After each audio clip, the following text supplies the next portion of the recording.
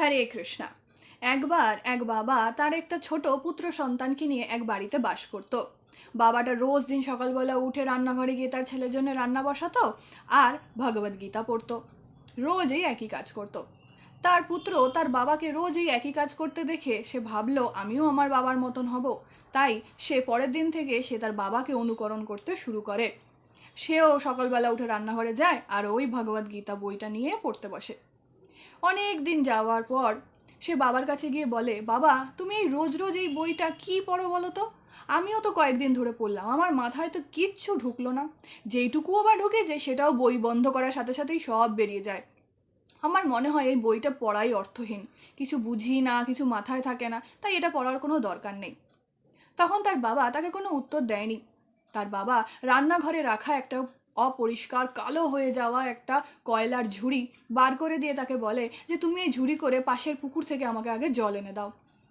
ছেলেটা সেই ঝুড়িটা নিয়ে চলে যায় জল আনতে। সে জল আনার চেষ্টা করে কিন্তু সব জল সেই ঝুড়ি থেকে পড়ে যায়। বারংবার চেষ্টা করে, তবুও সব জল পড়ে যায় ঝুড়ি থেকে। তখন সে বাবাকে এসে বলে, বাবা আমি কত চেষ্টা করলাম, এই ঝুড়ি করে তো আমি জল আনতে পারলামই না একবারও।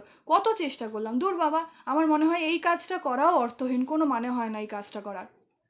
তখন তার বাবা হেসে তাকে বলে যে হ্যাঁ, তুমি হয়তো এই ঝুড়ি করে একটুও জল আনতে পারোনি ঠিকই, কিন্তু তুমি কি একটা জিনিস খেয়াল করে দেখেছ? বারবার এই ঝুড়িটা জলের মধ্যে পড়াতে অপরিষ্কার হয়ে থাকা কালো দাগ সব কিছু ধুয়ে মুছে উঠে গেছে এই ঝুড়িটা থেকে। তখন তার ছেলে বুঝতে পারল যে তার বাবা তাকে কি শিক্ষা দিতে চাইল। ঠিক সেরকমভাবেই ভগবদ গীতা হলো গভীর একটি বিজ্ঞান, যা একবারে আমরা পড়ে কখনোই বুঝতে সক্ষম হব না। আমরা হলাম পাপীবদ্ধ জীব।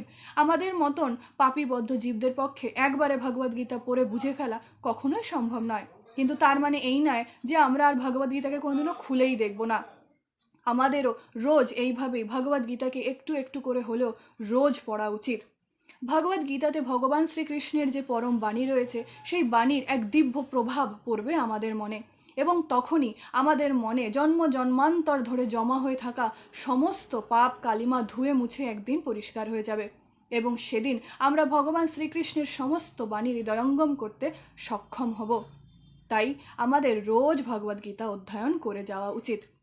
সামনেই গীতা জয়ন্তী আসছে, তাই চলুন আমরা আজকের সবাই মিলে প্রতিজ্ঞাবদ্ধ হই যে আমরা নিজেরাও ভগবদ গীতা অধ্যয়ন করব এবং বাকিদেরও গীতা অধ্যয়ন করার জন্যে উৎসাহিত করব। হরে কৃষ্ণা। জয় জগদ্গুরু শ্রীল প্রভুপাদ কি জয়।